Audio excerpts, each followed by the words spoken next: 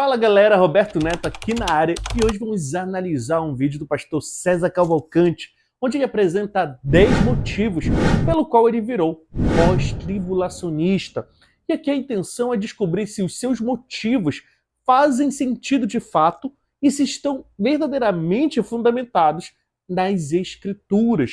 E vamos começar logo pelo primeiro motivo dele, e estou deixando o link do vídeo na íntegra aqui na descrição do nosso vídeo. E antes de descobrirmos quais foram os motivos do pastor César, já curte esse vídeo, deixa o seu like aqui, deixa o seu joinha e me diga aqui nos comentários se você é pré ou pós-tribulacionista e qual dessas teorias fazem mais sentido para você à luz das Escrituras. E se você ainda não é inscrito aqui no nosso canal, já se inscreve e venha fazer parte da nossa família Escatologia em Foco. E editor, roda a vinheta e bora pro vídeo.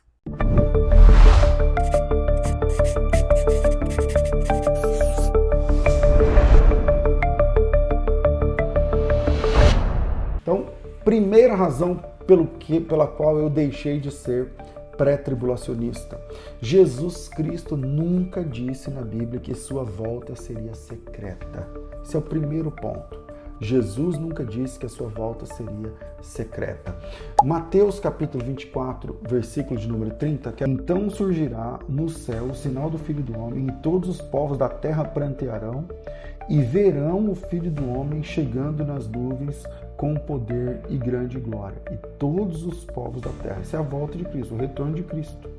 Tá certo? O retorno de Cristo em glória. Tá? Então, a primeira coisa é que Jesus nunca disse que ele voltaria de uma forma secreta. Um outro texto, deixa eu pegar aqui outra Bíblia, um outro texto que eu posso trabalhar juntamente com esse, por exemplo, é Apocalipse capítulo 1, versículo 7. Vamos lá, Apocalipse capítulo 1, versículo 7, que vai dizer mais ou menos, basicamente a mesma coisa, veja. E eis que vem com as nuvens. Tá? Esse aqui vem com as nuvens, é basicamente a volta de Cristo no arrebatamento lá nas nuvens e tudo mais. Eis que vem com as nuvens e todo olho o verá, até os mesmos que os traspassaram, e todas as tribos da terra se lamentarão sobre eles. Sim, amém. Então, a primeira coisa, o primeiro sinal, né, de que Jesus Cristo, a volta de Cristo, ela acontece depois da grande tribulação, e é um erro básico que os pré-tribulacionistas têm, de que a volta de Cristo ela é secreta. Jesus Cristo nunca disse em lugar nenhum da Bíblia que a sua volta seria secreta. Mas veja, em Mateus capítulo 24, versículo 44, vou colocar aqui agora numa versão digital da Bíblia, porque eu quero mostrar para você, fazer aqui uma rápida exegese, nada muito longo, mas em Mateus 24, versículo 44, porque, vamos lá, o pré-tribulacionista ele fala o seguinte: não, mas a Bíblia fala que Jesus vem como ladrão, né? E ladrão você não espera, tal, tudo mais. Então, vamos lá, em Mateus 24, 44, que é esse texto lá, que ele vem com, 43, mas considerai isso: se o pai de família soubesse a que hora viria o ladrão, vigiaria e não deixaria que fosse arrombada a sua casa. Por isso ficai vós apercebidos, porque a hora em que não cuidais, o Filho do Homem virá. Então, o texto aqui, a palavra hora significa nós não sabemos o momento da vinda de Cristo. Não é que o ladrão vem em secreto, entendeu? E aí não tem como saber, porque aí é uma prova de que a vinda de Cristo é secreta. Não, o que Jesus está falando aqui é que a vinda dele é como um ladrão que vai arrombar a porta, que vai chegar estrondando com tudo, mas você não sabe a hora que ele vai chegar. Então, a questão da volta secreta de Cristo foi um problema para mim, e quando eu percebi que Jesus nunca disse que ia voltar em secreto, essa é uma razão pela qual eu deixei de ser pré-tribulacionista.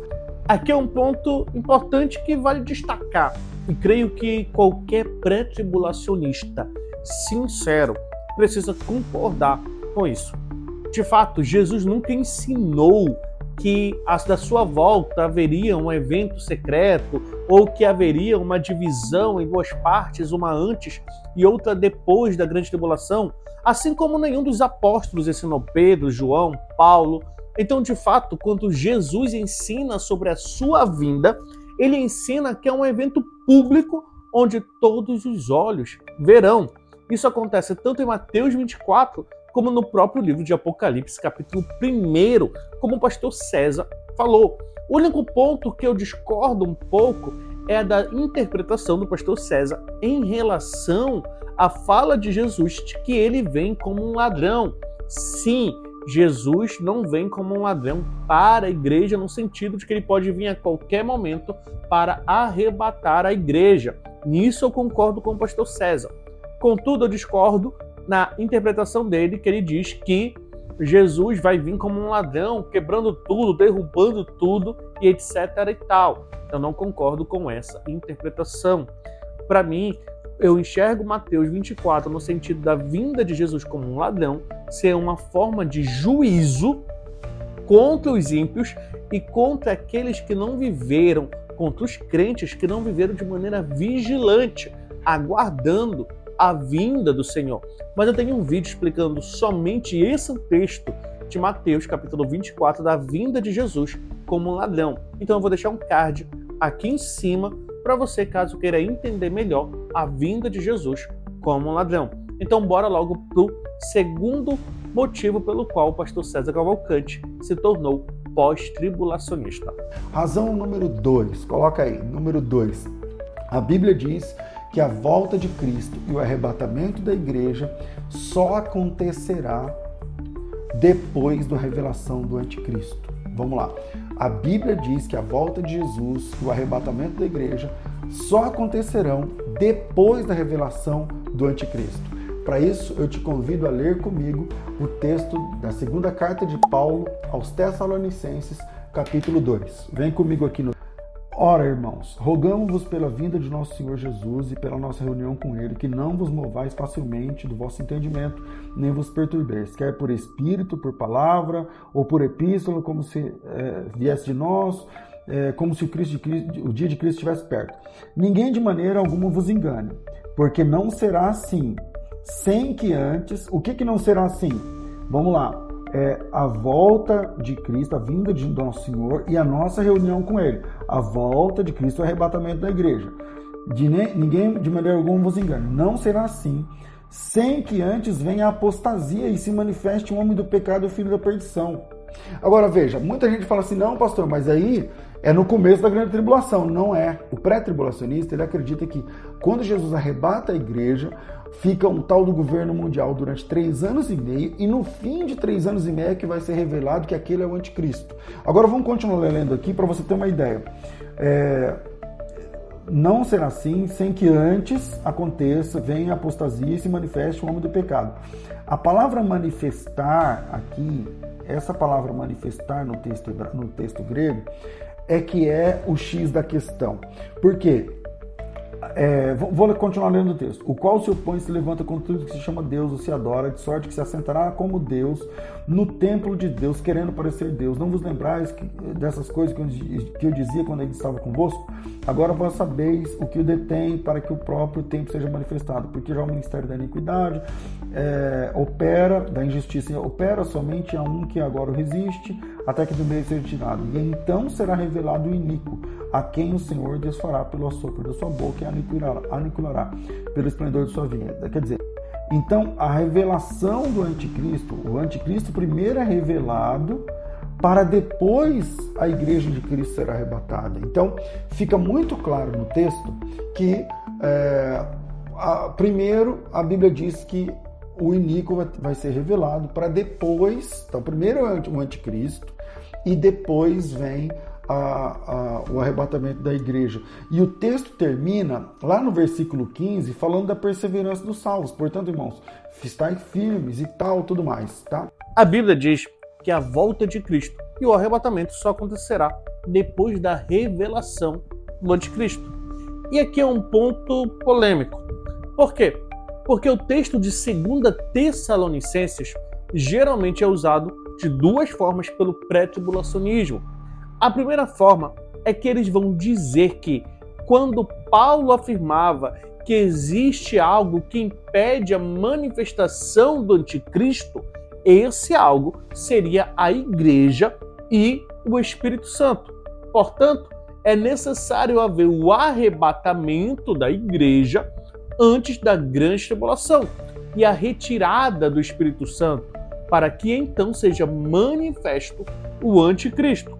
Contudo, o problema dessa interpretação é que logo nos versículos 1 e 3, Paulo deixa claro que a vinda de Jesus e a nossa reunião com ele, ou seja, o arrebatamento, só acontecem após a revelação do anticristo. Então se torna impossível ser a igreja ou o Espírito Santo essa força de impedimento do anticristo. Mas caso você queira uma análise mais profunda sobre o que impede a manifestação do anticristo, eu vou deixar um card aqui em cima do nosso vídeo falando sobre esse tema específico.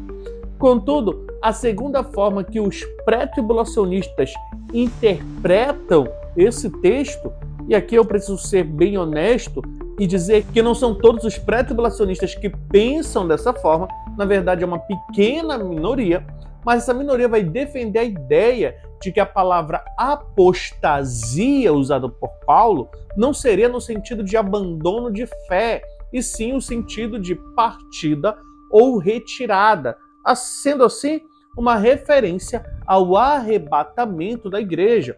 Então, quando Paulo diz que é necessário haver primeiramente a apostasia e a manifestação do anticristo, a palavra apostasia aqui seria uma referência ao arrebatamento, o que novamente não faz sentido algum. Por que não faz sentido? Porque o próprio apóstolo Paulo, logo no versículo 1 e 2, já vai dizer o seguinte: olha, quanto ao dia do Senhor e a nossa reunião com ele, você já está inteiramente inteirado sobre o assunto, vocês já sabem sobre isso. Então não faz sentido depois Paulo dizer que para que a nossa reunião com ele é necessário haver primeiro o arrebatamento e a manifestação do anticristo. E aqui a gente entra numa terceira problemática, que é um terceiro modo de interpretação do pré-tribulacionismo. Eu falei duas, mas tem três, na verdade. E o terceiro modo de interpretação é que Paulo, em 1 Tessalonicenses, fala sobre o arrebatamento da igreja. Então, aqui em 2 Tessalonicenses capítulo 2, esse arrebatamento já teria acontecido. E que o dia do Senhor aqui, ele não está se tratando da volta de Jesus, mas se trata do período da grande tribulação. Então, aqui a igreja já teria sido arrebatada antes disso. Contudo, ao meu ver, o que o pastor César Cavalcante está falando aqui é completamente bíblico. Por quê? Porque quando a Bíblia fala, ela é bem clara ao dizer que para que venha o dia do Senhor, ou seja, o dia do Senhor aqui não está se tratando do período de tempo que vai da grande tribulação até o juízo final. Aqui, o dia do Senhor se trata literalmente da vinda de Jesus, da parousia do Senhor. Porque o dia do Senhor ele pode ser tanto esse período de tempo que vai da grande tribulação até o juízo final, mas como ele também pode se tratar de um dia exclusivo, que é o dia da descida de Jesus. Então Paulo está falando o seguinte: olha, quanto ao dia do Senhor, quando ao dia em que Jesus virá, e o dia da nossa reunião com ele, ou seja, o dia da vinda de Jesus, é o mesmo dia da reunião com ele, esse dia não vai acontecer sem que antes haja a apostasia e a manifestação do anticristo.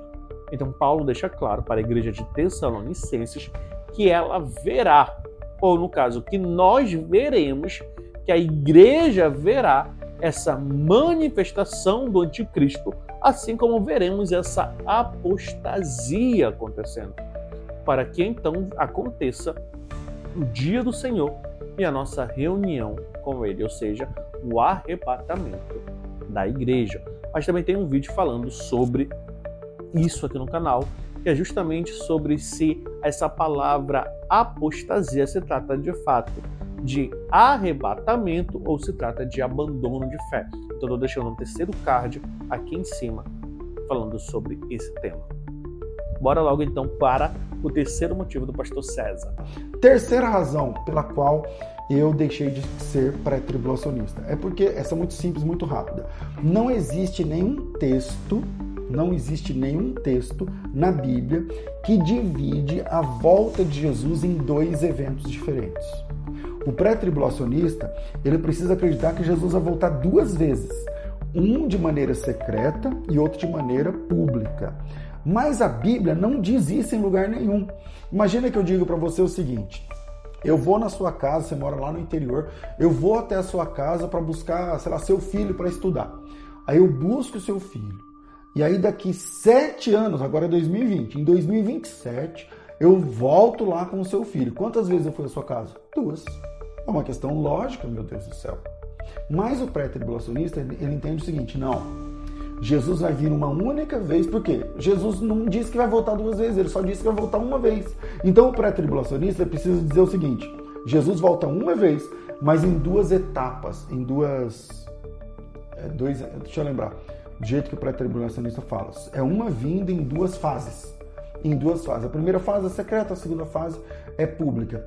Mas a Bíblia não diz isso em lugar nenhum das Escrituras.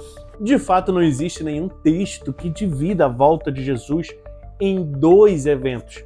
E aqui é um outro ponto muito positivo de fato, porque você não vê esse ensino nas Escrituras, de que Jesus viria primeiramente para arrebatar a sua igreja, e depois de 7 anos viria uma outra vez, agora para descer de fato na terra. E isso é tão interessante porque esse ensino não existe na Bíblia e nenhum dos pais da igreja, que foram os homens que deram continuidade no evangelho depois dos apóstolos, ensinaram tal coisa. Essa ideia de uma volta de Jesus dividida em 2 etapas, ela só nasce a partir do século XIX por causa de John Nelson Darby e por causa da Bíblia de Estudo de Scofield, que começa a difundir a ideia do pré-tribulacionismo, dividindo a volta de Jesus em 2 etapas, onde uma é pública e a outra é secreta. Então começa a se interpretar diversos textos bíblicos de maneira muito diferente daquilo que era interpretado pelos primeiros cristãos. Tanto é que em Mateus 24, por exemplo, Jesus deixa claro que é apenas uma única volta. Então, de fato, a Bíblia não ensina uma volta de Jesus dividida em 2 etapas. Isso é fruto da teoria do pré-tribulacionismo que surge no século XIX. Tanto que alguns pré-tribulacionistas vão defender a ideia do seguinte: mas também ninguém falou que a vinda de Jesus, que a vinda do Messias, seria dividida em 2 etapas, uma como servo sofredor e a outra para reinar. Então, se os judeus também não esperavam dessa forma, então o que impede de que agora a segunda vinda de Jesus seja também dividida em 2 etapas, uma apenas para arrebatar a igreja e a outra no final da grande tribulação. Contudo, essa interpretação não encontra sustentação nas Escrituras. Então, isso é um grande problema. O outro problemático é que eles vão interpretar que a vinda de Jesus em 1 Tessalonicenses capítulo 4, porque Paulo fala que Jesus vai descer até as nuvens, e isso seria um sinal do arrebatamento secreto. Contudo, Paulo também não está falando de arrebatamento secreto aqui em 1 Tessalonicenses capítulo 4. Quarta razão pela qual eu deixei de ser pré-tribulacionista. Jesus Cristo disse que a sua volta seria depois da grande tribulação. Vem comigo, Mateus capítulo 24, versículo de número 29. Mateus 24, versículo de número 29. E leia comigo esse texto. Vamos lá, Mateus capítulo 24, versículo de número 29. E logo depois da aflição daqueles dias, o sol escurecerá, a lua não dará a sua luz, e as estrelas cairão do céu, e as potências do céu serão abaladas. E então aparecerá no céu o sinal do Filho do Homem. Entende? Então, capítulo 24, versículo 29 e 30, e logo depois da tribulação ou aflição, que é a mesma palavra no texto grego, é só pesquisar, tá? Aparecerá no céu o sinal do Filho do Homem. e todas as tribos verão. Então, a quarta razão é que Jesus Cristo disse que ele volta depois da grande tribulação. Aí o pessoal fala assim, não, pastor, mas essa tribulação aqui, ela é lá do ano 70. Então, mas vamos lá, o sol escureceu no ano 70? As estrelas caíram do céu no ano 70? Os eventos cósmicos aqui aconteceram no ano 70? Não, a Bíblia diz que haverá uma grande tribulação que nunca houve e que nunca haverá na terra, desde que Deus criou o homem. Então é a grande tribulação. E a Bíblia diz, Jesus Cristo diz que ele volta depois da grande tribulação. Ele volta. Como podemos ver, o pastor César, de fato, nos mostra que a volta de Jesus acontece após a grande tribulação e não antes dela. Mas como será que o pré-tribulacionismo interpreta Mateus 24 para poder resolver essa questão da fala de Jesus? Eles vão dizer que o discurso que Jesus está fazendo não é direcionado para a igreja. Esse discurso está direcionado unicamente e exclusivamente para os judeus que vão crer em Jesus durante a grande tribulação.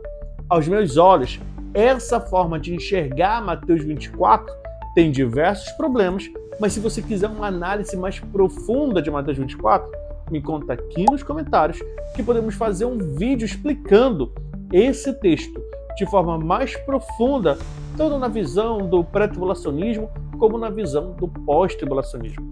Mas outra forma de interpretar Mateus 24 também para solucionar esse problema é dizer que esses acontecimentos da grande tribulação já ocorreram no ano 70 depois de Cristo, que é a forma preterista de interpretar o texto. Contudo, Jesus vai deixar claro que esse evento será único em toda a história da humanidade. Será terrível a tal ponto que nunca houve e nunca haverá dias como esse.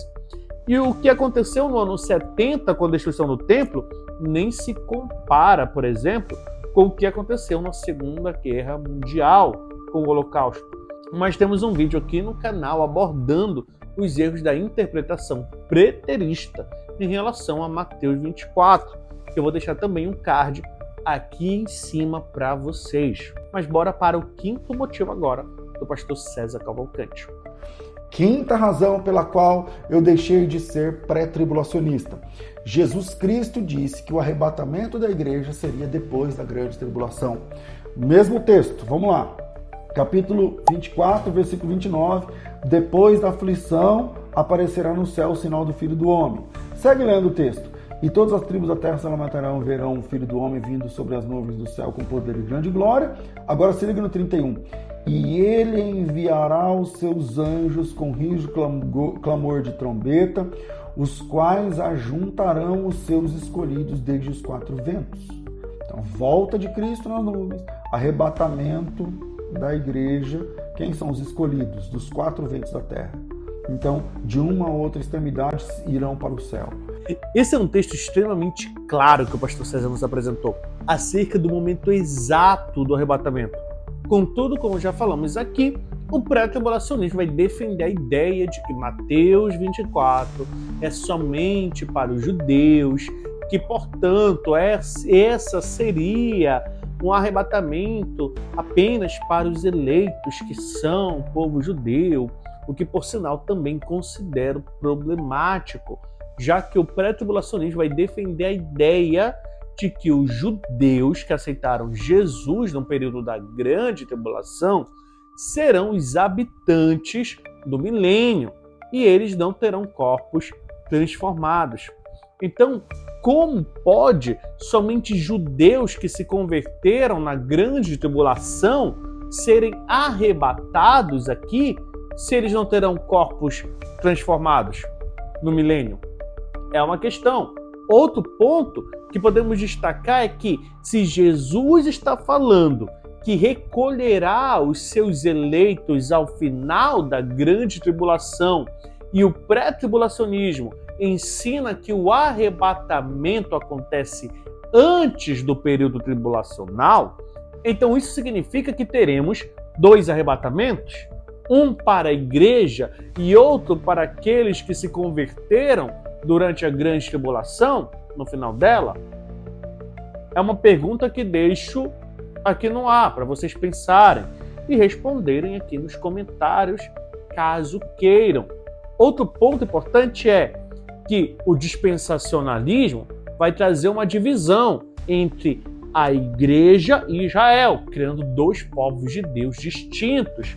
Contudo, o apóstolo Paulo, na sua carta aos Efésios, declara que esse muro de separação entre gentios e judeus foi quebrado, foi derrubado através do sacrifício de Cristo, e que de dois povos distintos, Deus, através do sangue de Jesus, fez um único povo formado por judeus e gentios, que é a igreja. Então, eleitos aqui não pode representar apenas judeus, e sim a igreja, que é formada tanto por judeus como por gentios. Afinal, somos um único povo.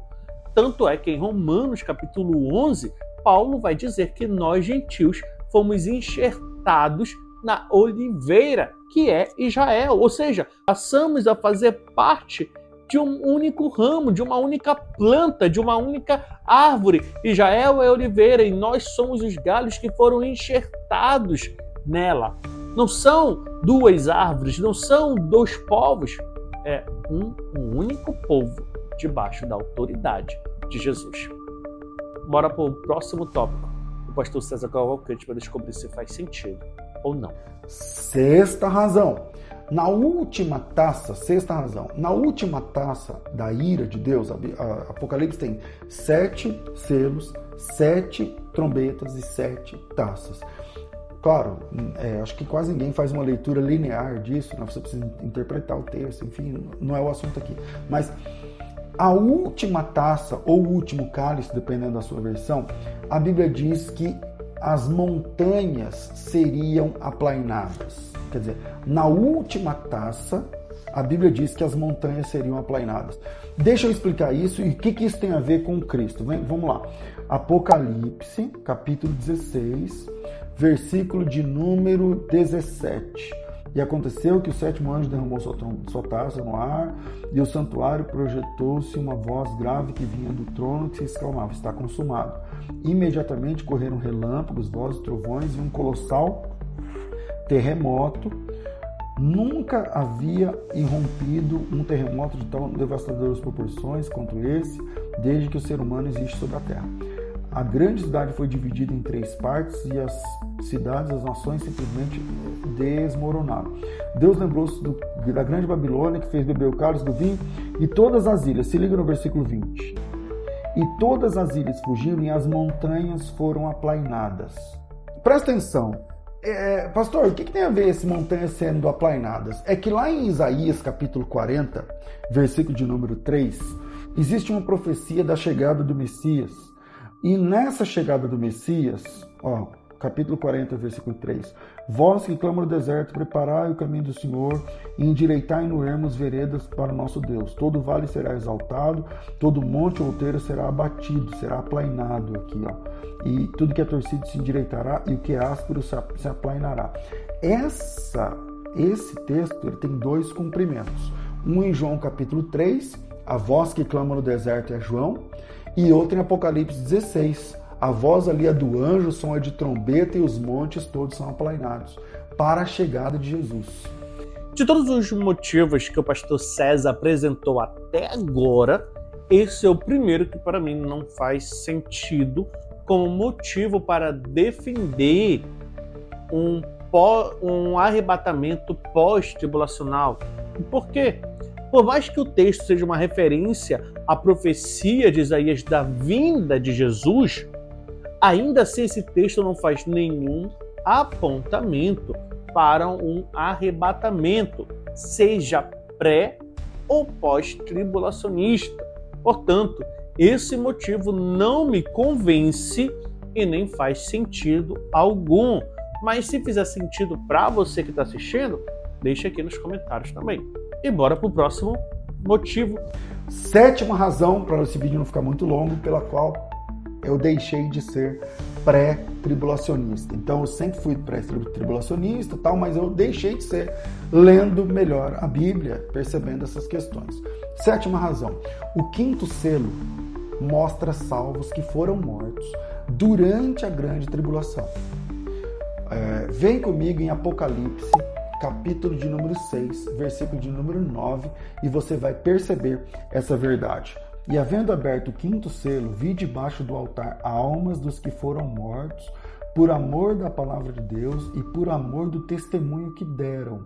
E clamaram com grande voz: até quando o verdadeiro e santo dominador não julgas e vingas o nosso sangue dos que habitam sobre a terra? Esses caras foram mortos por causa do amor da palavra e o amor à palavra de Deus, provavelmente dentro do período da tribulação que está acontecendo aqui. Então esse pessoal morreu durante a grande tribulação. Aqui é um ponto que eu vou ter que discordar do pastor César. Afinal, ele diz que Apocalipse 6, versículo 9, se refere aos que foram mortos na grande tribulação. E o texto não diz isso. Pelo contrário, o que o texto diz é que João viu aqueles que foram mortos por causa do testemunho de Cristo.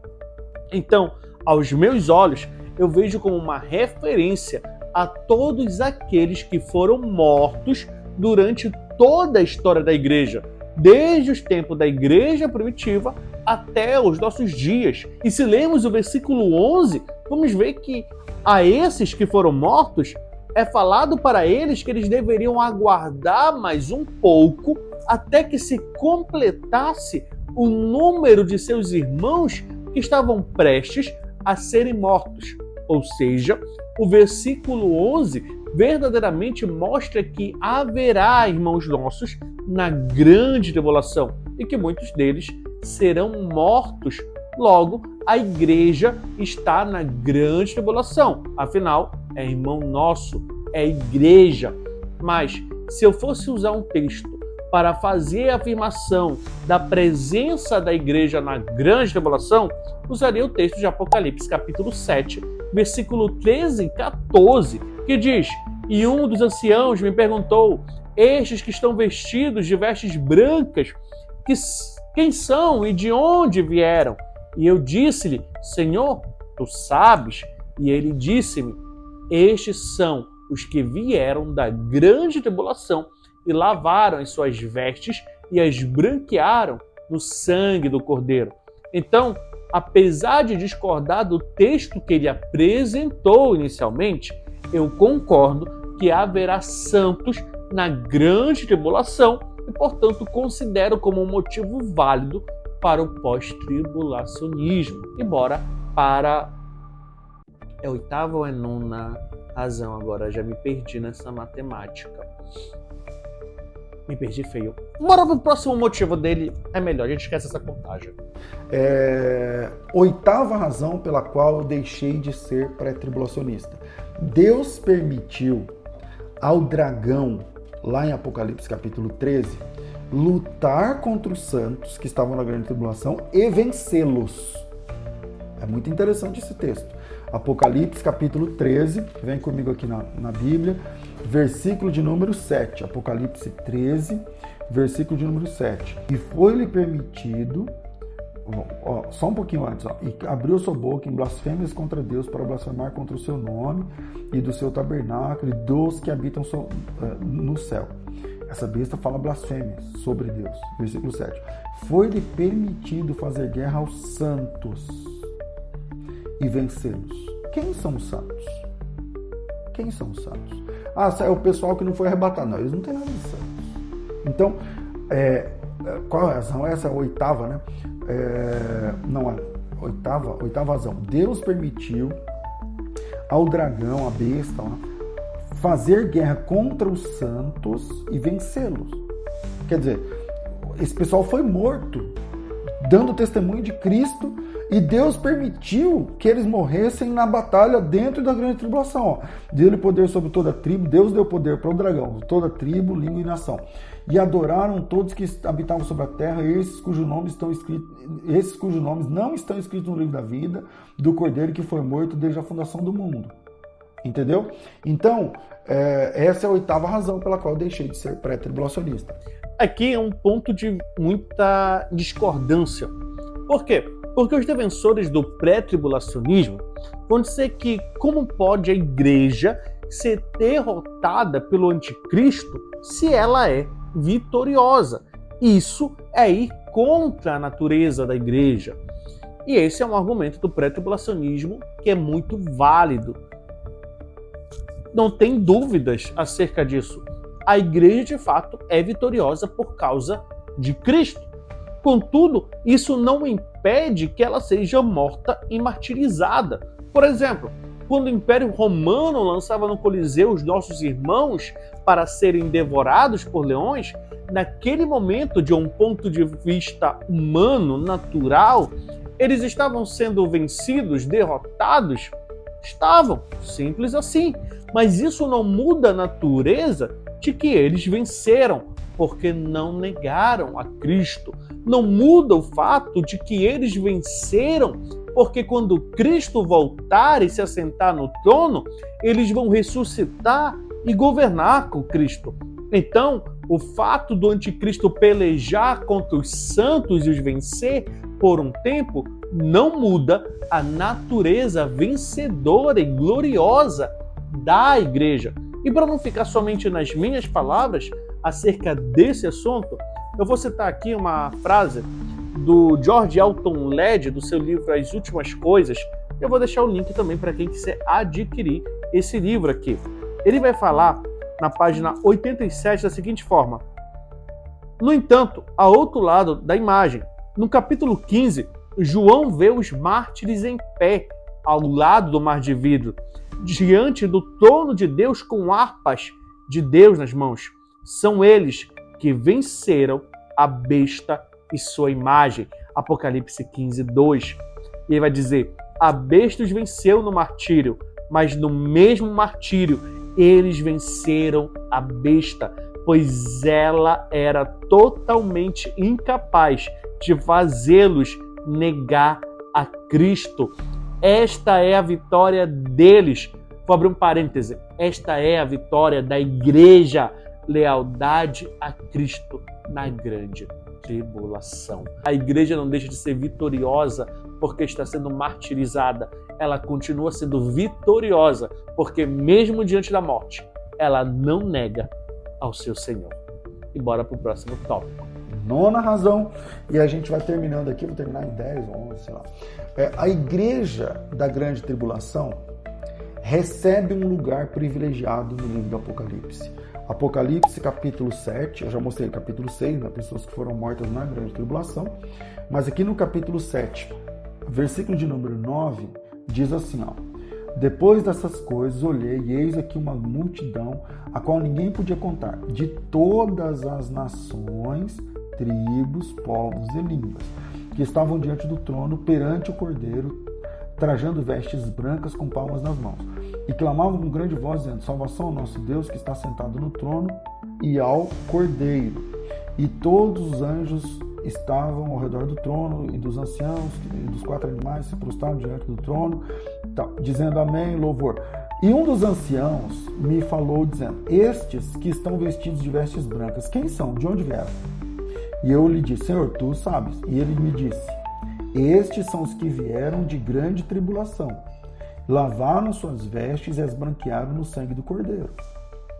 Então, por isso estão diante do trono de Deus, e o servem de dia e de noite no seu templo. Aquele que está assentado sobre o trono cobrirá com a sua sombra, nunca mais terão fome, nunca mais terão sede, nem sol, nem calma alguma cairá sobre eles, porque o Cordeiro está no meio do trono, e os apacentará, e os seguirá, e os servirá de guia para a fonte das águas. Deus limpará dos olhos todas as lágrimas. Agora veja só.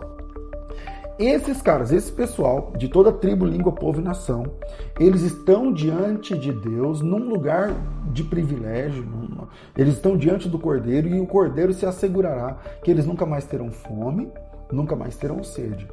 Eu vou inferir aqui, parece que na grande tribulação eles passaram fome e sede. Por quê? Porque não aceitaram o sinal da besta. E quem não aceita o sinal da besta não pode vender, não pode comprar. E Deus, aliás, Cristo, o Filho, ele se assegura que eles nunca mais terão fome, que eles nunca mais terão sede. Existe um tipo de privilégio para a geração que passa pela grande tribulação, professando o nome de Cristo, que tem o seu nome escrito na testa, que não aceita a marca da besta. Então, a igreja passa pela grande tribulação, alguns morrem na grande tribulação, Deus permite que alguns morrem, Deus permite um certo êxito do dragão contra eles, tá certo? Faz parte do plano da salvação, e essa igreja arrebatada recebe um lugar de destaque diante do trono do Cordeiro. Aqui temos um outro ponto positivo para o pós-tribulacionismo. Por quê? O texto deixa claro que uma grande multidão que lavou as suas vestes no sangue do Cordeiro e que vieram da grande tribulação vão estar diante de Deus. O pré-tribulacionismo vai defender a ideia de que quando a igreja fala de santos depois de Apocalipse 3, está se referindo aos judeus que se converteram durante a grande tribulação. Contudo, esse texto que o pastor César apresentou nos mostra uma multidão de diversos povos, tribos e nações, ou seja, não é apenas o povo judeu. Portanto, temos mais um motivo válido do pastor César. Última ou penúltima, Jesus disse que os escolhidos estariam na grande tribulação. Jesus Cristo disse, com todas as letras, que os escolhidos estariam na terra, no meio da grande tribulação. Para isso, vamos ler Mateus capítulo 24, versículo de número 22. Porque haverá, 21, porque haverá grande aflição, como nunca houve desde o princípio do mundo até agora, nem tampouco há de haver. Isso aqui não é o ano 70, gente.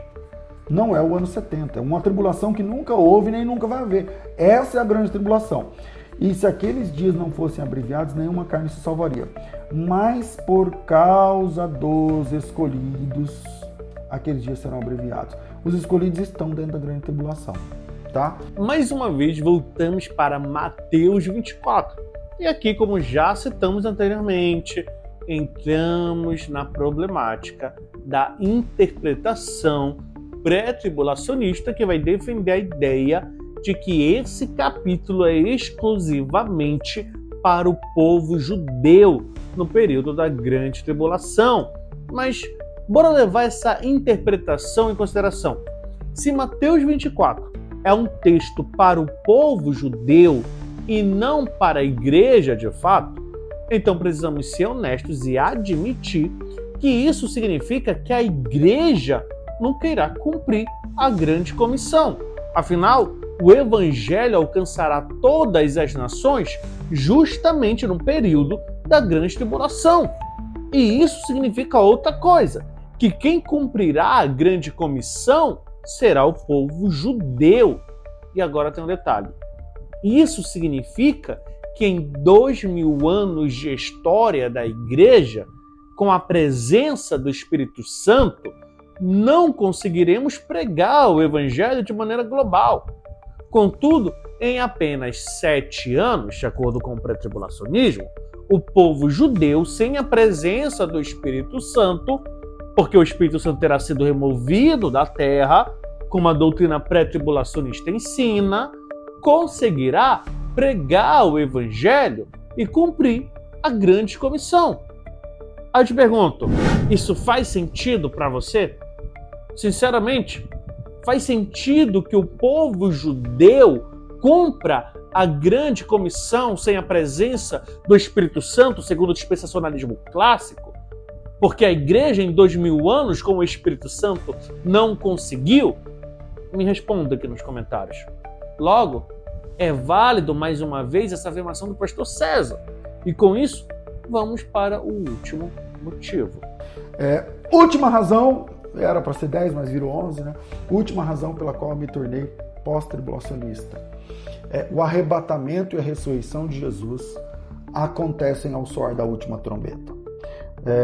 O último texto que eu apresento para vocês é Coríntios capítulo 15, versículo 51, primeira carta de Paulo aos Coríntios, capítulo 15, versículo 51, diz assim, ó, eis é que vos digo um mistério, na verdade nem todos nós dormiremos, mas todos seremos transformados,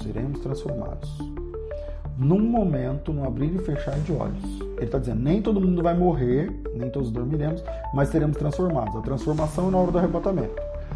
No momento, no abrir e fechar de olhos, ante a última trombeta. Que a trombeta soará, os mortos ressuscitarão incorruptíveis e nós seremos transformados. Mortos ressuscitando, ressurreição. Vivos sendo transformados. A glorificação do corpo, que é o arrebatamento da igreja. Só tem uma questão. Aqui, ó, dá uma olhada aqui. Num momento, no abrir e fechar de olhos, ante a última trombeta. Existe uma série de 7 trombetas na Bíblia, e a Bíblia diz que o arrebatamento e a ressurreição dos mortos acontecerá apenas na última trombeta. Quando falamos da volta de Jesus e do arrebatamento, assim como da ressurreição dos mortos, na maioria das vezes nos textos bíblicos veremos essa trombeta. Isso acontece em Mateus 24, em 1 Tessalonicenses 4, que diz que ao som da trombeta Jesus aparecerá nas nuvens. Então os mortos em Cristo ressuscitarão primeiro e depois nós, os que estivermos vivos, seremos arrebatados. E o pré-tribulacionismo vai dizer que essa trombeta que vai tocar será antes da grande tribulação e que essa é a trombeta de Deus e que não podemos confundir com a última trombeta do Apocalipse. Contudo, em 1 Coríntios, como o pastor César nos apresentou, Paulo afirma que a ressurreição dos mortos e o arrebatamento acontece no toque da última trombeta. E quando é que ocorre o toque da última trombeta? No final da grande tribulação. Apocalipse vai nos dizer isso, sem mencionar que em Mateus 24, quando Jesus fala que ao toque da trombeta ele aparecerá nas nuvens, ele faz questão de nos dizer que será um evento público e não secreto, como o pré-tribulacionismo tenta ensinar. Logo, se defendermos a ideia de que haverá uma ressurreição dos mortos antes da grande tribulação, teremos que dizer que também haverá uma ao final dela. Ou seja, são 2 voltas de Jesus, 2 arrebatamentos e 2 ressurreições dos mortos. Isso não faz sentido algum à luz das Escrituras. É complicado, por isso eu considero mais um ponto positivo para o pastor César. E acabamos essa série de motivos do pastor César Cavalcante, do porquê ele virou pós-tribulacionista. Contudo, desses 11 motivos, apenas um que eu não considerei válido e um que eu considerei que o texto bíblico que ele usou não era tão coerente assim. Somente esses 2 pontos que eu tenho em relação a esse vídeo dele. Mas, e você? Existe algum desses motivos que você não considerou como válido? Quais são eles? Você concorda? Você discorda? Conta aqui nos comentários. E não esquece de curtir esse vídeo. E se você ainda não é inscrito, vem fazer parte da nossa família se inscrevendo aqui no nosso canal. E até o nosso próximo vídeo. E tchau!